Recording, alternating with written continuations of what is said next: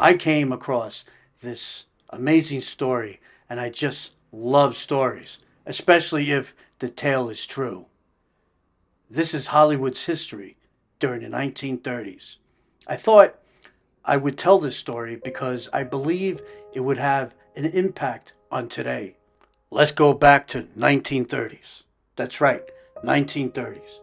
There was an actor. His name was William Billy Haines. He was known as America's top box office movie star. Actually, William Billy Haines, he was one of the leading men in the 1920s in Hollywood. He started as a silent film star, but he was talented enough to make the move to Talkies, which they referred to in those days as when there was no more silent films and audio started to hit and rise in film. Billy Haines was, put it this way, he wasn't the type of person that would stay in the closet. He was very open about his relationship. And as you can see, a lot of people now in today's generation are more open, and it's accepted in Hollywood. It's accepted in everywhere, you know. But in those days, they frowned upon if you were gay. He even had a lived-in partner for many, many years. His name was Jimmie Shields. You got to remember, in those days, a lot of the studio heads, they wanted the leading men to marry women and have that illusion that they were heterosexual. Billy Haines was asked to break up with his partner, and he refused.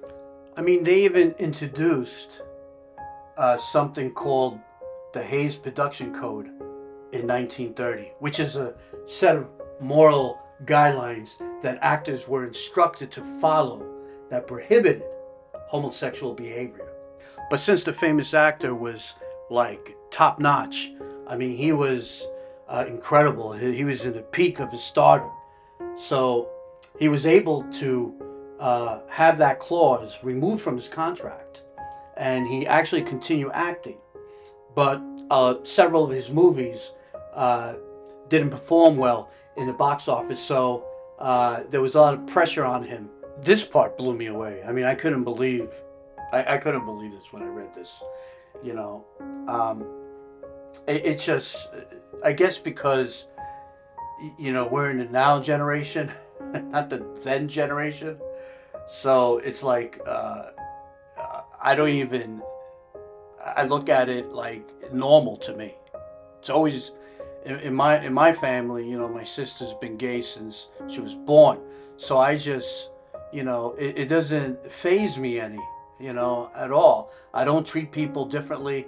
I don't look at them differently. You know, to me, I look at them as human. But when I heard that the MGM, the top guy, the tyrant, I call him, Louis B. Mayer, Mayer. I mean, he gave him an ultimatum: break up with Shields, his partner, okay, for a studio arranged marriage, or lose his career. When I say studio arranged marriage, it means that he must marry a woman. I mean, when Mayer called him into his office, I mean, this is a rumor, of course, you know, it's strictly rumor, but it's like, if you do research, that's what you see, you know. But I kind of believe it because in those days it was like frowned upon. But you know, and he, you know, Haines walks into his office, you know, and Mayer demands that he marries a woman, and he turns around and he says, "I am married." Haines kept his cool. He responded with exactly what I said: "I am married," and he walked out. and he ended his film career right on the spot. Bravo. Bravo, William Billy Haines. Believe it or not, Billy Haines, he did leave Hollywood as acting as a career. And what he did is he became a top leading decorator. And he was very successful, and he lived his truth. That was his truth. And he was not going to live a lie. And even though he was a top leading actor, and he most likely would have gone far, but you know what? It wasn't worth it to him. So I say bravo to him. Bravo. I think everyone now in this generation should live their truth, whatever that truth is, and stand by it. And don't let anybody put you into illusion, and just follow the truth.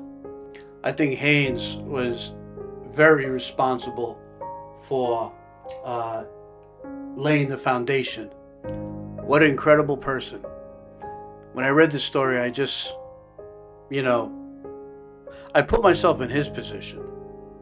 And, even though I'm not gay, I just put myself in his position, and I would have put my foot down too, and because here's the thing, if you're in love with someone, it doesn't matter.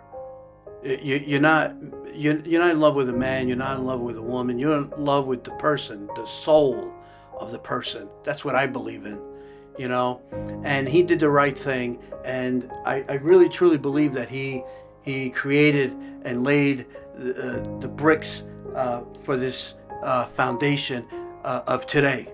And because he was a decorator, he was actually he was like most in demand. He was friends with Joan Crawford. That was one of his first clients, and from there he just exploded, and he was very popular. When I first read the story, I just had to tell it because I really want people to really know this story, because I just feel it's fantastic. Because this happened in the 30s, for God's sakes. In the 30s. He put his foot down and he refused, and he chose his relationship.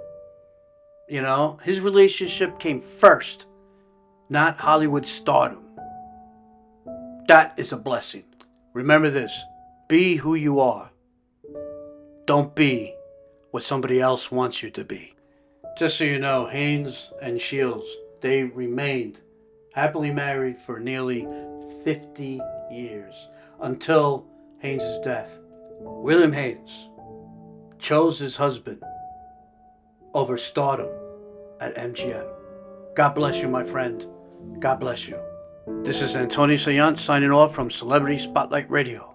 And don't forget, please subscribe to Celebrity Spotlight Radio.